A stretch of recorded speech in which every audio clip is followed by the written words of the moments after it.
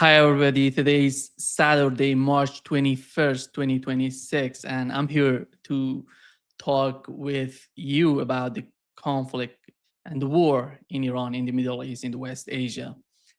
I think there is a lot of things happening right now on the battlefield, mostly with the new, sort of information that we've learned. Last night we learned that an Israeli F-16 was hit by Iranian air defense system, and the night before we had F-35 been hit. But before getting to this point of what's going on right now on the battlefield, I wanna talk about why did we get here and what has happened so far. I think if you want to understand the conflict, the war in the Middle East, what is happening and destroying somehow many places.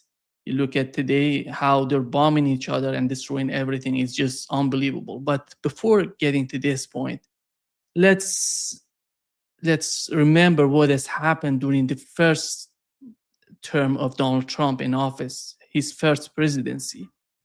One of the main goals on the part of the Trump administration in those days, 2017 till 2021, he was trying to put tremendous sanctions on the Iranian economy. And he did everything. Even he went far beyond that. He assassinated the Iranian commander, General Soleimani, if you remember that. He was not just a commander, a simple commander. He was a very respected commander in the Middle East and a diplomat, I would say. And he was a very successful diplomat in talking with politicians in the Middle East and outside of the Middle East. He was well respected in China, in Russia, and the assassination was to break the Iranian power in the Middle East because they thought that everything Iran, this sort of hegemony, as they call it, the so-called hegemony that Iran has in the Middle East is based on the, one person who is General Soleimani. You have to kill him in order to break the backbone of the resistance. That was the main agenda on the part of Donald Trump, together with the sanctions on Iran. Then what has happened, he couldn't manage to negotiate with Iranians. In those days, the supreme leader of Iran said, after the assassination of General Soleimani, said, no way we can talk or negotiate with Donald Trump. There is no way to go, in that direction. So he tried so hard. He did everything. Before leaving office in 2021, he said that I brought Iranians to their knees. I needed a little bit more time, needed time more to just convince them, force them into negotiations. But it didn't happen, by the way. Then we had the new administration, Joe Biden.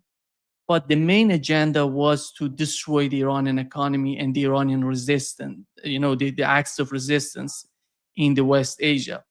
Then he came in power in 2025. When he came in power, the situation was totally different. You remember that there was the assassination of Sayyid Hassan Nasrallah. Many people were arguing in the mainstream media the acts of resistance is getting destroyed by Israelis. It was a huge,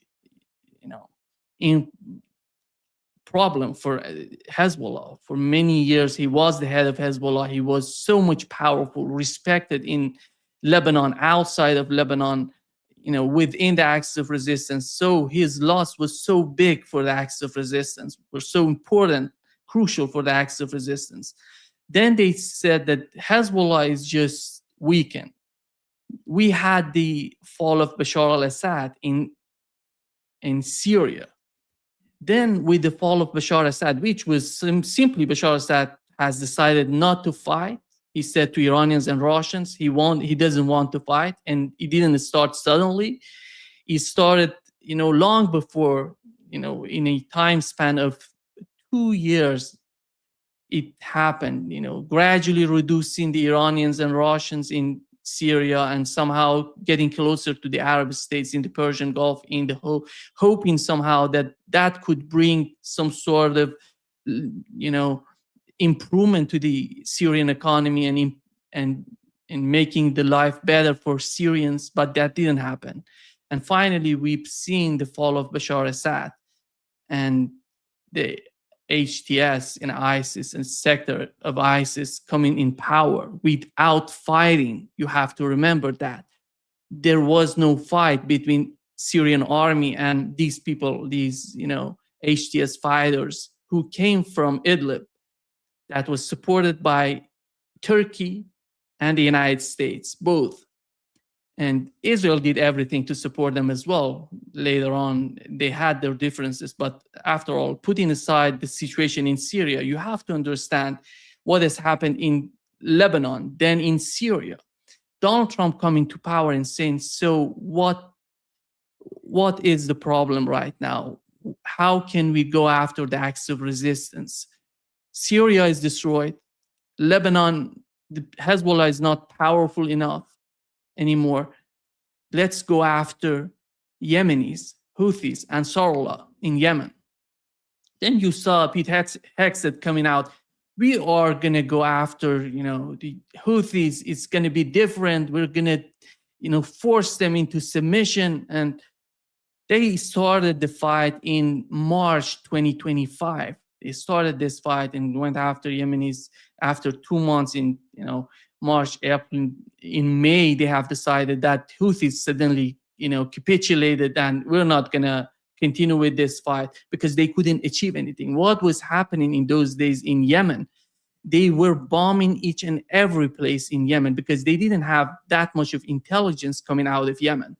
So you remember Donald Trump posting one of the religious gathering in Yemen. He targeted that gathering and said, these are terrorists. They were preparing to attack us. And that's why we destroyed them, which wasn't the case after all. And the difficulties of Yemeni, the difficulties that they were facing in those days in the Red Sea, somehow you remember one of those fighters, two of these fighter jets were somehow, were somehow damaged by Yemenis. They could manage to shoot down the American drones. We can say at least one of these drones were destroyed in a week, but it was some weeks with 2 drones, 3 drones. And then the United States, Donald Trump somehow perceived that this is a trap. He cannot sustain this. This is going to be a quagmire for the United States in Yemen because they don't have intelligence to go after the key commanders or the key sites of the Houthis, the Ansarullah. They cannot hit them. They cannot. Mostly these weapons and missiles were underground, so they couldn't hit. They couldn't defeat Houthis. Then Donald Trump came out and said they capitulated. We are out. We're not going to be there. And just to remember that during the war or before it happening in the Red Sea, the Vice President of the United States, Pete Hegseth, came out and said, the Vice President of the United States, J.D. Vance, he came out and said, we are not dependent on Bab el-Mandab on the Red Sea. So Europeans need that. So that facilitated this sort of capitulation rhetoric on the part of Donald Trump. So Yemen couldn't be defeated. The acts in the mind of the Trump administration, Syria was defeated, Syria was removed, and Donald Trump, as he argues today, as of today, he says that if Syria is in our hand, we can manage, we can do whatever we want in Syria. And the Hezbollah in Lebanon is defeated as well. So what is the main goal? The war, the capitulation was announced in May 2025. Then in June, we had a new war. Israel attacking Iran on June 13. You remember that. While negotiating, Donald Trump was negotiating with Iranians and making things that, convince them that we are serious in these sort of negotiations. I talked with Iran. When I was in Iran, I talked with officials, the foreign, one of the deputies of the of the foreign ministry of Iran, he said to me that the night before the attack, they were in Geneva talking with Steve Witkoff, and they thought that something gonna happen, but after all, nothing of that sort diplomatically happened. Nothing, and we've seen how Israel attacked Iran. So when it comes to attack of Israelis on Iran, you have to understand, why did Donald Trump decide to let Israel attack in Iran while he's negotiating, he's deceiving Iranians? Because Netanyahu provided Donald Trump with solid information that he has built a great network of spies, of the people inside Iran, that he can go, he can do whatever he wants to do. He can bomb Iran, he can neutralize the air defense system, decapitation, assassination of the Iranian leader together with his commander. So that would bring a huge change, maybe a regime change, the best way for the United States and Israel together. So Donald Trump said, go and do it. We are prepared. We are deceiving Iranians. You can attack. Then the attack has happened. 12-day war has shown the United States and Israel that it doesn't matter the commanders. You kill the commanders. You assassinate them. You attack Iranian. It was a surprise attack, by the way. It was, in the initial hours, you remember everybody was asking, what is happening in Iran? Why they're not responding to these attacks on the part of Israelis? And together, it wasn't just Israel. Believe me, it was Israel together with the United States and all NATO countries, Japan, South Korea, all, Australia, New Zealand, all together. All the intelligence work, they were trying to do everything, provide everything to Netanyahu and his regime in Israel to make this operation as successful as possible. Then, as time went by, in the second or third day, after 12 hours of the initial attacks on Iranians, you see everything coming out, and Iranians just reshaping and attacking Israel.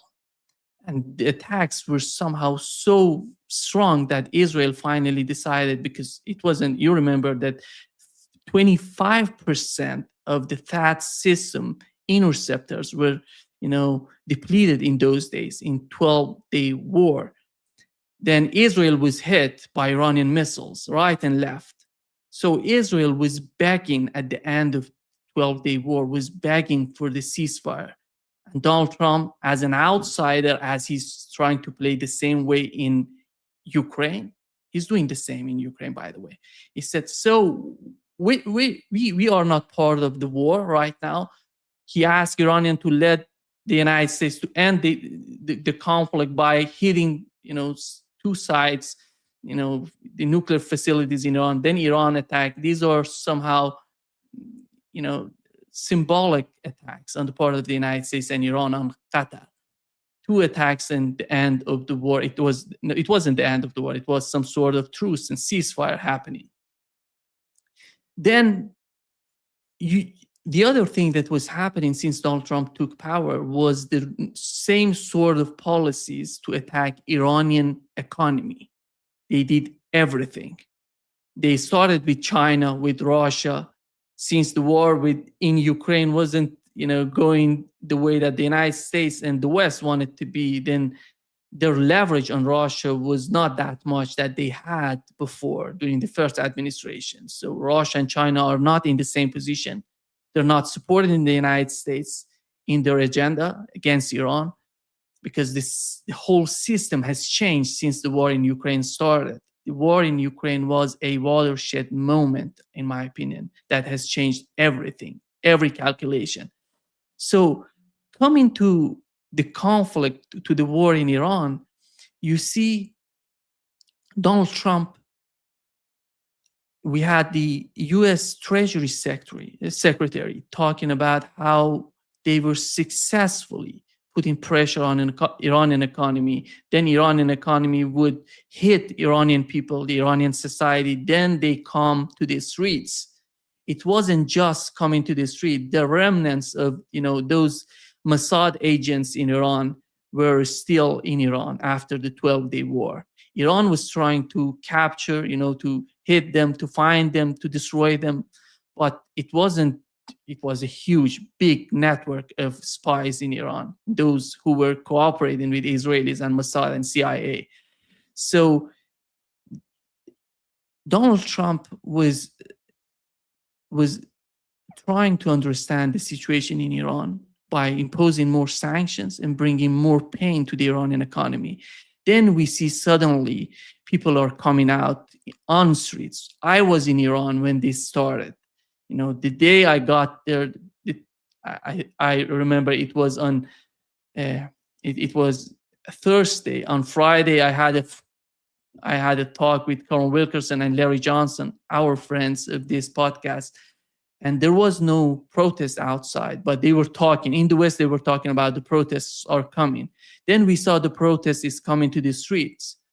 For 2 days, the government in Iran tried to talk with protesters, with the economists, to how we can, reduce the pressure on the Iranian people, how we can manage the market, how we can provide people with some sort of, subsidies. So while they were doing this, the agenda was something else. They were preparing on the streets, as Mike Pompeo put out, they were preparing with Mossad agents on streets among protesters to prepare the whole case because they wanted riots. They didn't want protests. Protests can be negotiated, can be talked with the government, can be somehow slowed down and then disappear from the scene. But riots are something different because you have to make riots to kill people. Without making riots, it doesn't make sense to kill people. Then the riots came out, and you see the people are getting killed. The difficulties with this Iranian security forces, they didn't know who are these people who were among the civilians. But after all, what has happened during those days, it was a week that they started, and somehow after 2 days turned into the riots. You see people in the protesters making riots and changing the whole dynamic of what is happening in Iran. So it's happening. Riots are coming, killing the people, mostly civilians, and making this sort of agenda that more than 30,000 people, more than some, these oppositions paid by Mossad and NGOs, they said 80,000. And what Iran did during those days, Iran perceived that the commanders who is running the show, these protests, they're not inside Iran. Their network is inside Iran, but the masters are outside. What is the connection between the master and the people on the ground, the Mossad agents? Was the internet. They shut down the internet in Iran. Then it wasn't just the regular Iranian internet. It was Starlink. Many Starlinks, this equipment were in Iran. They tried to find them, but it was a time-consuming mission. It wasn't just, as soon as you can, because that was a very problematic mission on the part of the security forces of Iran. So they decided to shut down Starlink. The first time shutting down the Starlink was something big. After that, you see everything coming down because those people who were receiving the orders from outside, they're not receiving that anymore. And you see a lot of people were killed on the streets in these riots. And then what is happening with, just imagine what was happening with the economy, then the riots, the killing, the rhetoric of 30,000 people were killed by the Iranian government, 80,000. In those days when there was no internet in Iran, I remember I was in Iran and people outside, then I learned, somehow I got access to the internet because I went to the press TV to see, they had the connection to do some podcasts. And I saw that they're talking about the Iranian government is using chemical weapons against the Iranian people. That's why they shut the internet. They shut down the internet. So it was all propaganda. They were preparing everything, to influence psychologically the Iranian people inside and outside. The Iranian people inside the country, they, as time went by, they were perceiving what's happening. But most of the people who were living outside of the country, they haven't any connection with the Iranian inside. So they started thinking or believing the rhetoric in the mainstream media or somehow in the alternative media. The other problem that I was seeing together with the economy and putting pressure on the Iranian economy was the way that most of these Iranian experts outside of Iran who are living in the United States mostly, and they're calling them Iranian experts. They said that Iran is weaker than before, that 20 years ago, you know, arguing that Iran is weaker by these experts. On the other hand, making all these difficulties economically and saying that Iran is killing, Iranian government is killing its own people. It's all just to prepare everything for Donald Trump psychologically to say, look what Iran is doing. We are going to be there. We're going to help you. We're going to save you. And he was bought into these sort of lies that he's going to save the Iranian people. And this was the rhetoric. It wasn't just Donald Trump knew what's going on. His agenda was the war since day one. That's why he started the war against Houthis. It wasn't just Netanyahu convincing him in the aftermath of his election. They were preparing Donald Trump since before Donald Trump being elected in the United States. That's why Donald Trump decided to go after Houthis. It was part of the plan. Go and weaken the axis of resistance. When the axis of resistance is not capable to fire back, go after, as what Netanyahu is calling Iran, the head of snake.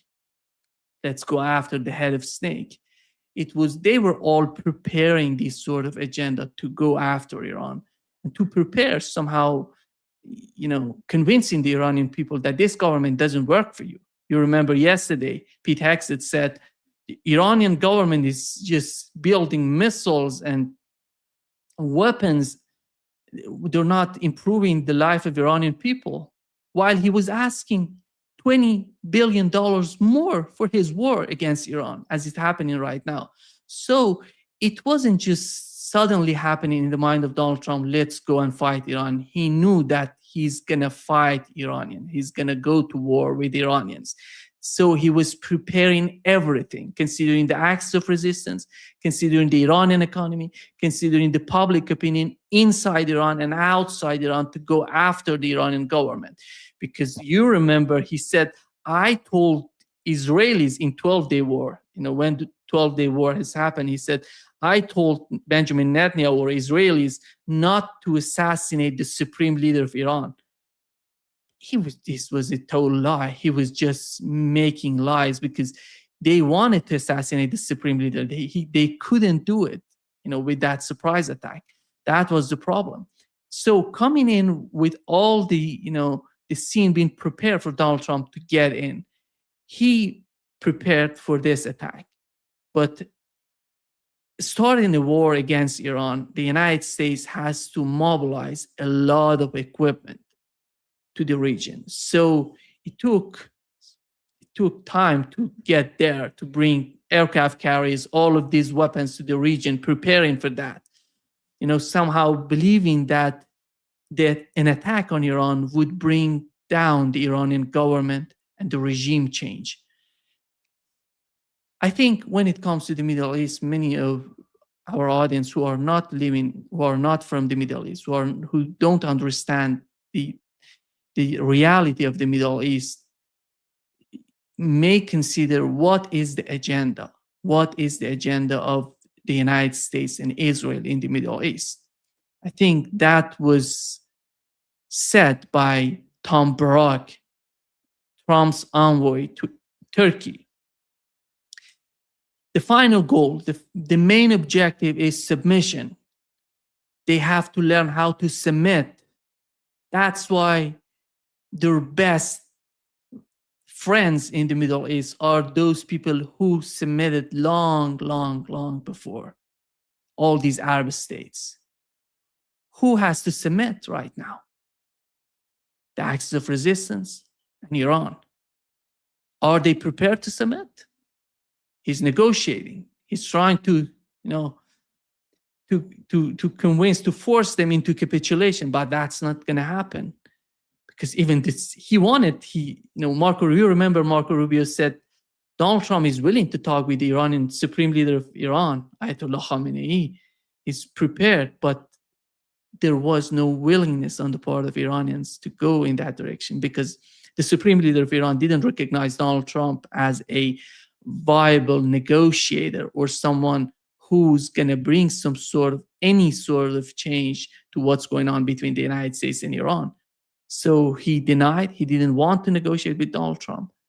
So Donald Trump said, let's go with the plan. Let's attack.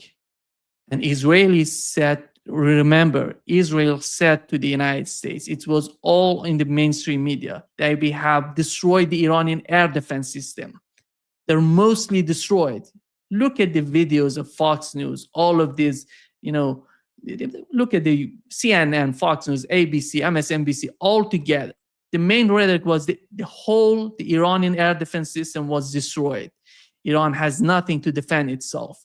The Iranian society is some sort of turmoil. They're prepared to attack. They're prepared to overthrow the government in Iran. So Donald Trump said to some of these Arab states in the Persian Gulf, I'm going to get in. It's not going to take too much time. It's going to be 4 days of regime change in Iran, the most. And I'm going to overthrow the government. I'm going to do the same. What was happening, one of the miscalculation or one of the false assumptions by Donald Trump himself, in my opinion, was what has happened in Venezuela. Because we have to consider what has happened there. Maduro government they did a regime change in Venezuela. They replaced Maduro in Venezuela with his vice president, Delcy Rodriguez.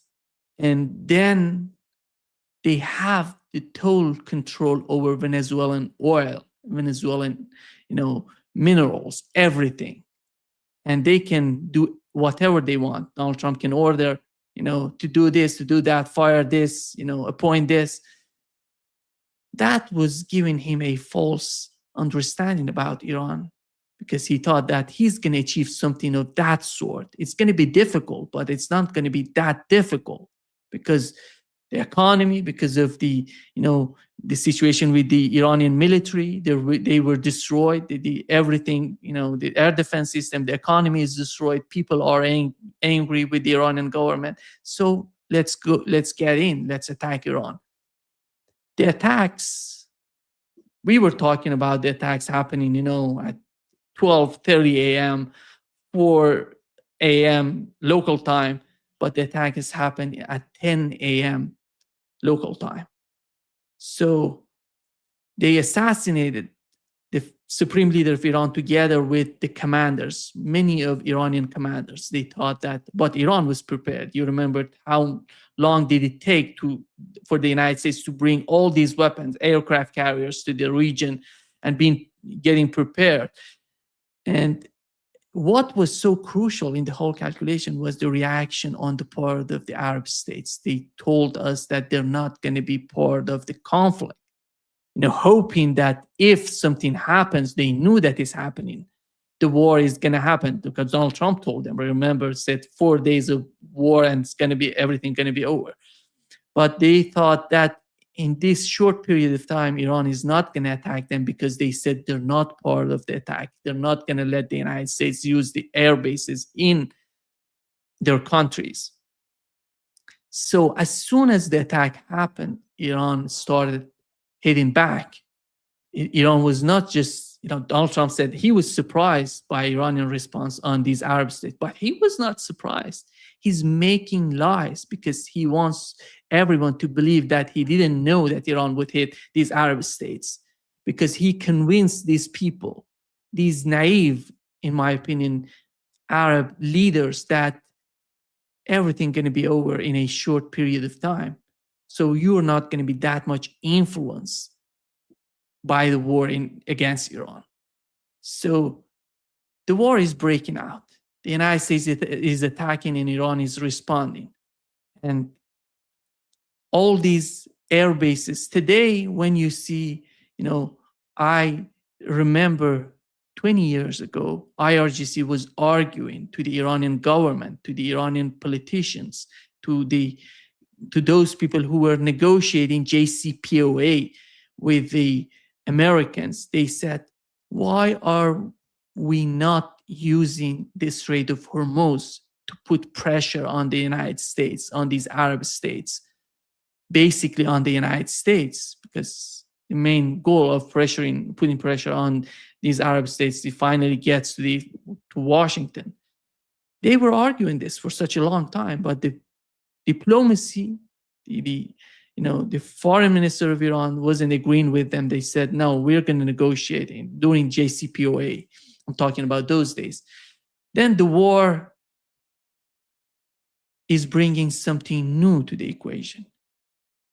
Iran is responding. Nobody can deny that the United States is destroying United States together with Israel, their air force,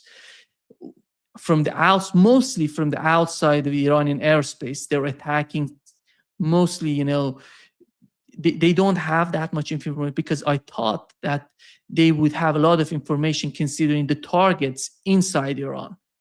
But so far from what I have seen, I see no Mossad agents, intelligence getting out of Iran, because the targets are so stupid, are so dumb. They're hitting civilians, hospitals, schools, highways, squares. These are not important. Police offices. These are not important targets when you want to fight. Look at what Russia is doing in Ukraine. They're fighting a war. They're not destroying Ukraine.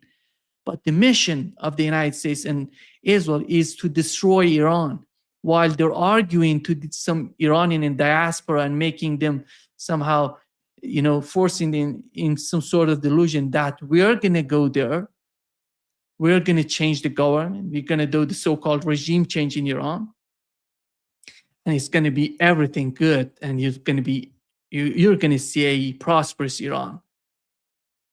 This is the false narrative on the part of Donald Trump and his administration, together with Israelis. Donald Trump wants something like Venezuela in Iran. What does that mean? It means submission. What Israel wants in Iran is making Iran as weak as possible. What does that mean? It means that breaking down Iran in provinces. So they can be, some part of Iran, they can be like Bahrain, Qatar. They can be diminished militarily, economically, then they cannot, if Israel somehow decides to attack them, they're not capable to respond. That's the problem. This is Iran. But what is the miscalculation on the part of the Israelis, together with the United States, that Iran doesn't matter.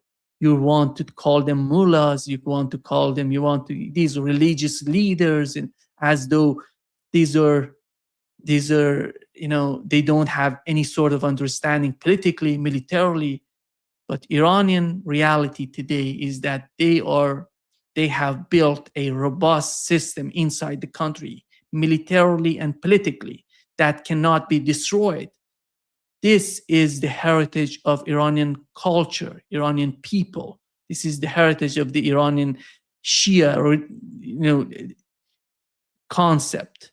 The whole concept of Iran, people should understand that Iran is Shia Muslim, is based on resistance, is not based on killing civilians. They're not going to kill civilians. They're not going to go after civilians. If they attack some regions, the attacks that are happening in some regions, for example, in Saudi Arabia, in UAE, basically in Qatar, because the United States has removed many of these equipments, the people who were in these bases to some other places, some in some cases, populated places. And you remember that the attack on the Hark Island was coming from UAE.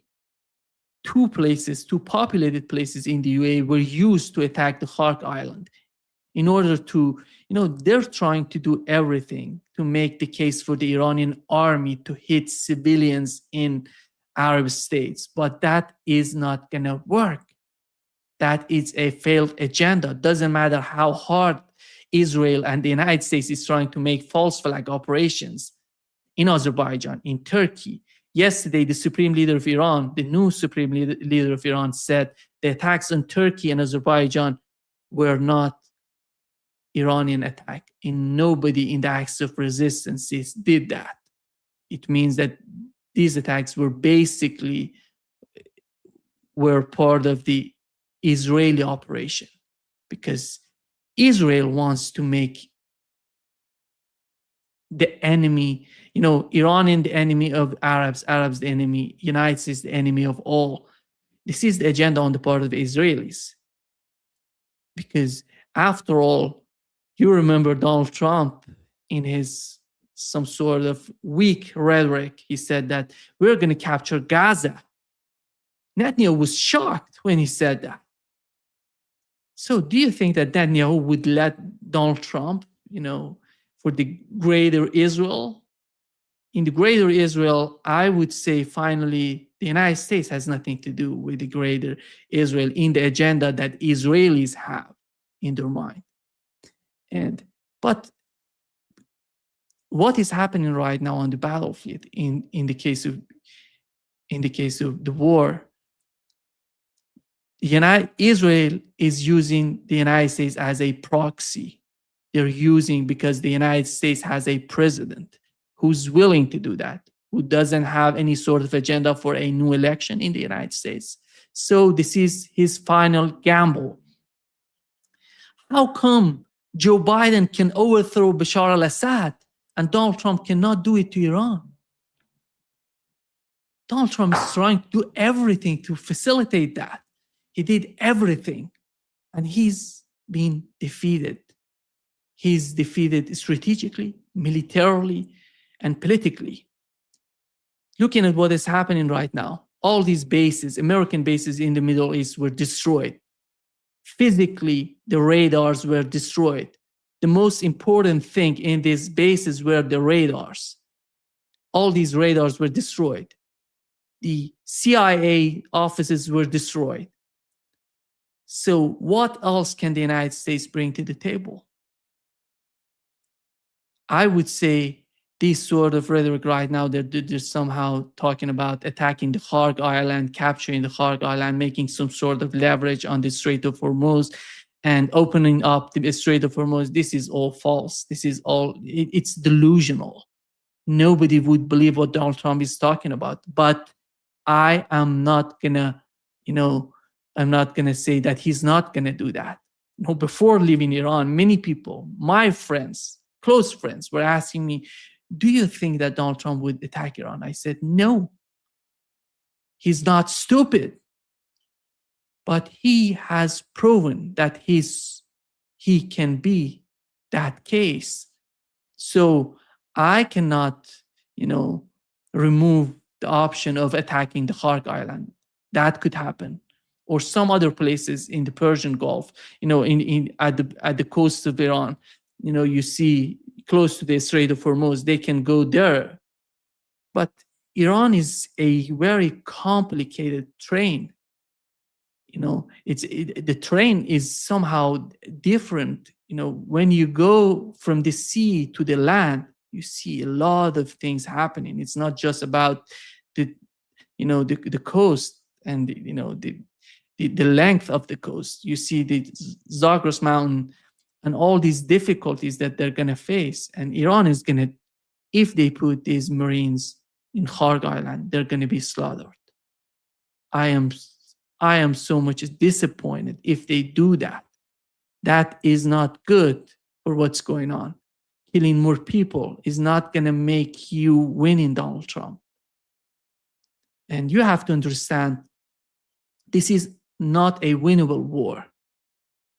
And I cannot see any sort of fracture in the Iranian system today. In the Iranian political system, they're more unified. As time goes by and the United States is destroying more civilian infrastructures in Iran, they attack, for example, yesterday they attacked the South Pars, LNG, the oil facility, gas facilities. Iran didn't attack these facilities. You remember, Iranians were attacked. They attacked the desalination plant in Iran. And then Iran didn't respond the same way.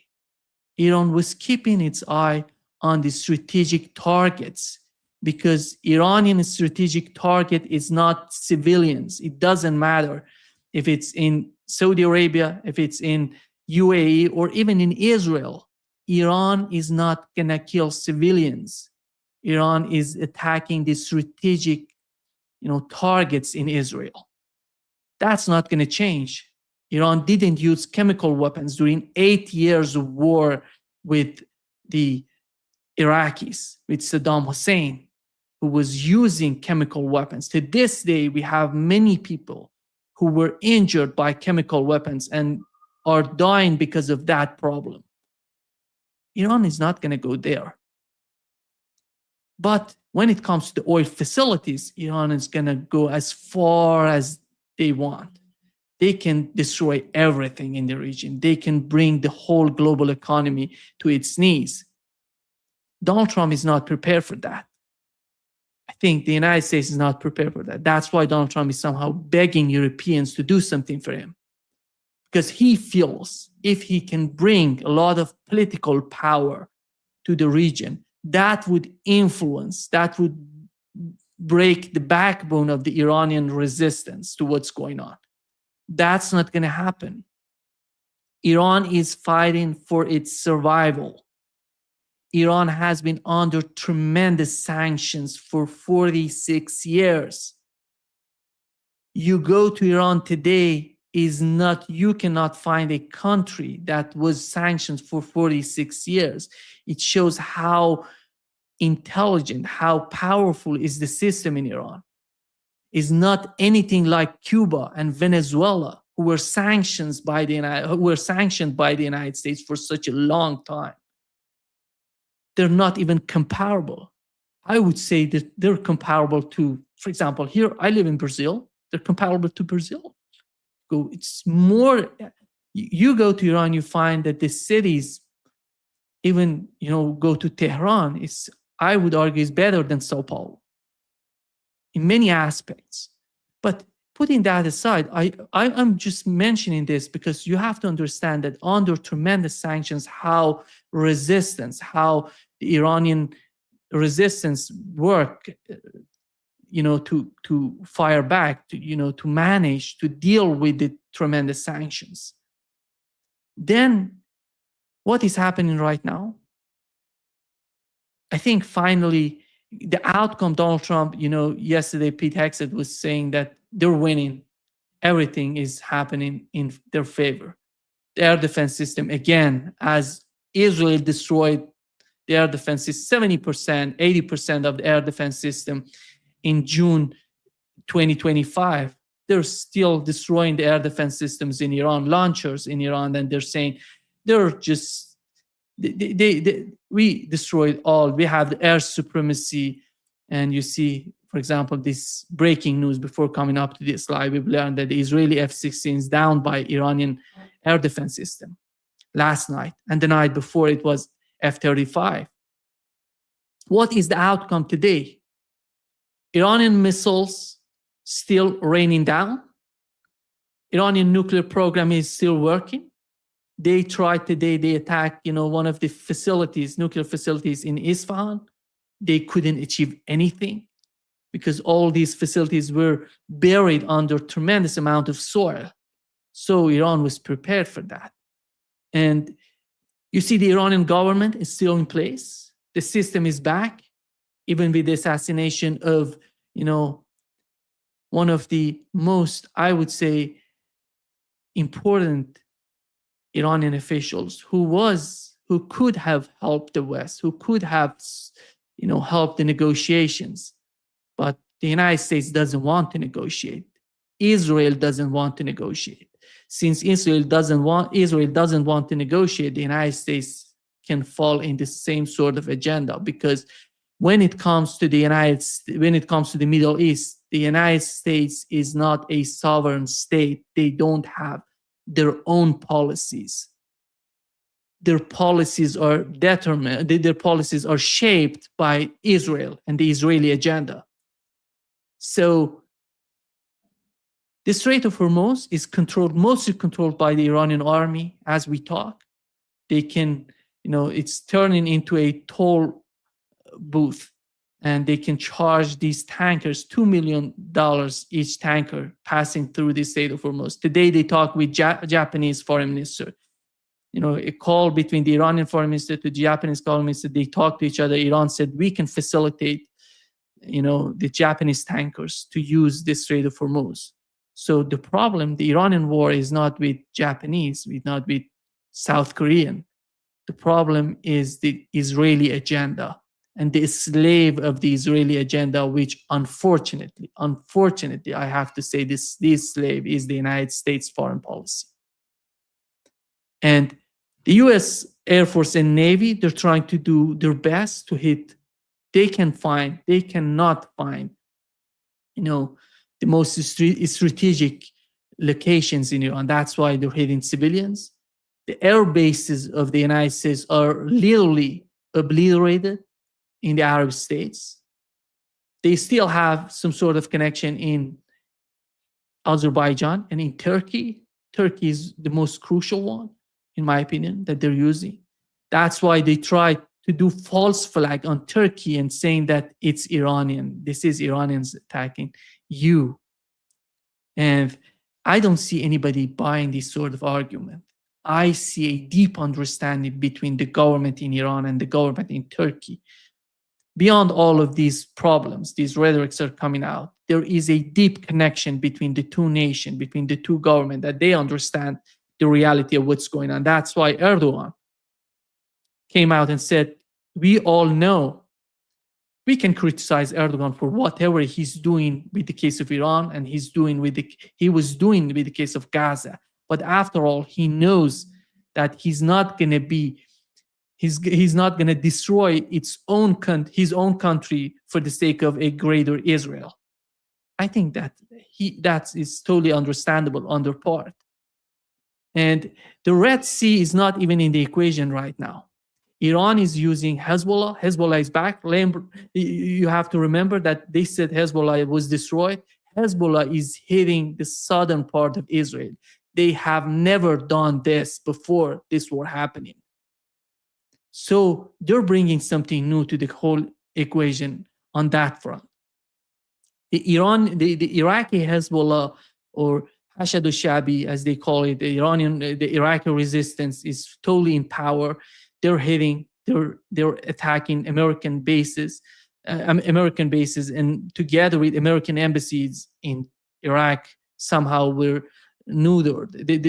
These embassies were neutered. Basically, I'm talking about the embassy in Iraq was somehow neutered. And then you see the Red Sea.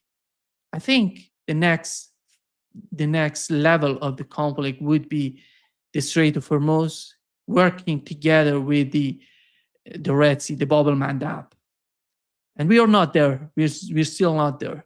And it seems to me that the axis of resistance somehow decided, there is a coordination within the axis of resistance. They have decided that they don't need Houthis, the Yemenis, and Ansarullah to join the fight. So what is happening right now in that direction? They're all prepared to do whatever they decide to do when it comes to the right moment to attack the United States. And yesterday we learned that NATO troops are leaving the region. So NATO is withdrawing the troops from the region, despite helping the United States in each and every way, not just Europeans, together with Australia, I would say Canada, New Zealand, they are all helping the United States to defend Israel in terms of intelligence, in terms of their defensive power, somehow offensive.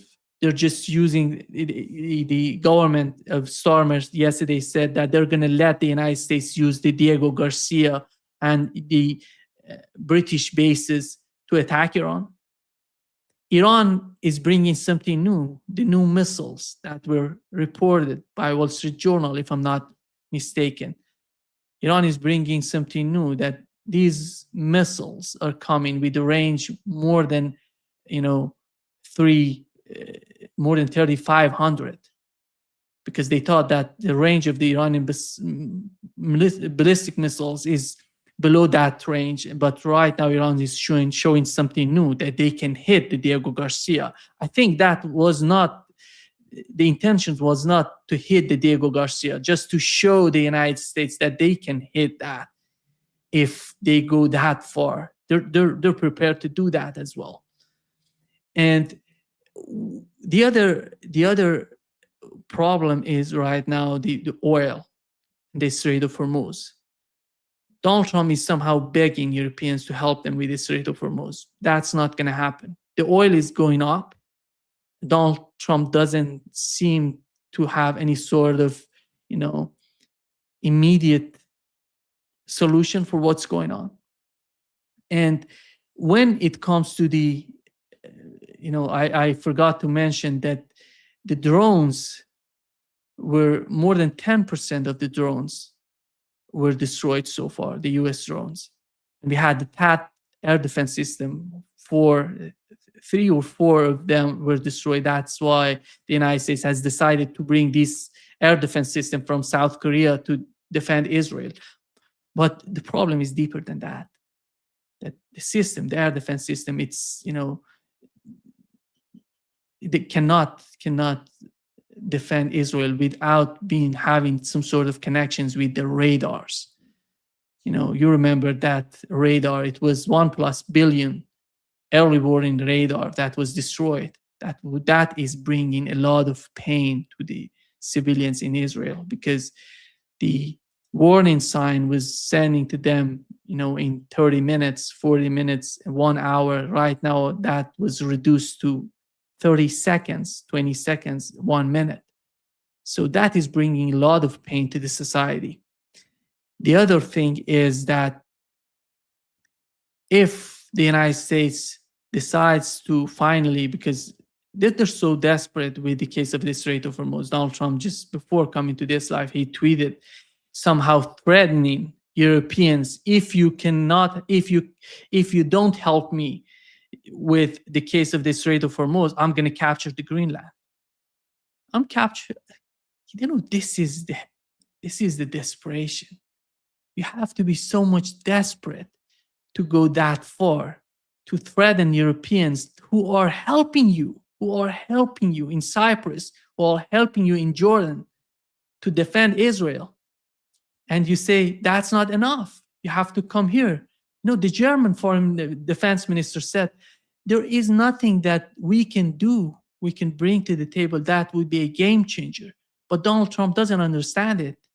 He says, you have to bring whatever you have. While his aircraft carrier is a 1,000 kilometers away from the Iranian, coast. He's afraid to get to the region, but he's asking other people to come to the region to defend, to somehow. And he said, this is not the problem of the United States. Coming back to what J.D. Vance said before leaving, the Red Sea, he said, this is not going to influence our economy, because we are not that much dependent on the Bab el-Mandab, on the Red Sea. These are Europeans who are influenced by the problem in the Red Sea. So they have to do something about it before capitulation being announced by Donald Trump. And right now we are in the same sort of desperation. I'm not saying that Donald Trump would say, I'm capitulating. No, it seems to me that the war is going to continue. And it's going to turn into a war of attrition. Iran is prepared for such a war. Iran has been preparing itself for such a war. But Europe is not prepared for that. Europe was hit, but was what has happened in Ukraine. The war in Ukraine destroyed the European economy. That's why Europe is not that much prepared to get involved again in a new conflict, in a new war. On behalf of the United States, I don't I don't see the war in Ukraine being beneficial for Europeans. That was a war prepared and designed by the United States. And many people may want to ignore that, but that's the reality. The United States started the war in Ukraine. The United States is supporting the war in Ukraine. The United States supplying the Ukrainian government with weapons, with ammunition, with intelligence. Everything is American. There is nothing more in Europe. Everything, even everything American in Europe was sent to Ukraine to fight Russia. The same would happen in the Middle East. It's going to be a war of attrition. If Donald Trump decides to continue this war, it's going to be a war of attrition in which you're going to see a lot of the United States. I don't know if he's smart enough to not get involved, on the ground, because on the ground operation would be some sort of suicide for those forces who are, who the United States decides to send them in Iran. And this is nothing good for anybody. Nobody is going to benefit from with this situation. And Israel going to be a loser in a long run. Many people are arguing greater Israel is doing this and that. There is no greater Israel. The axis of resistance is getting its momentum, is growing stronger. The United States today, as we talk, after 46 years of the sanctions, you see the United States is somehow unsanctioning the Iranian oil. Iran was, these diplomats in Iran were desperate in negotiating for such a long time to achieve that. But they're achieving that through this war that is happening. So this shows how the dynamic of the war is changing, is shaping. It's not going to be an easy war. It's going to be a long war.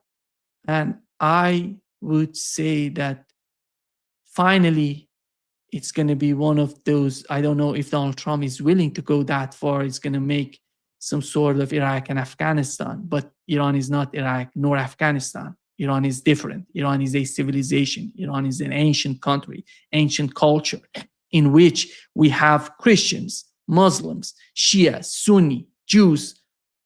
All these people were living together for centuries, for thousands of years. These people know how to defend themselves.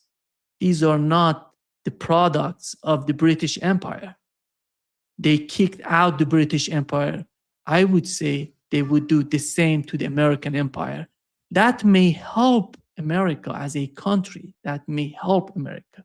Because I think if America gets out of the Middle East with these devastating policies, it's going to be beneficial in the long run for the United States.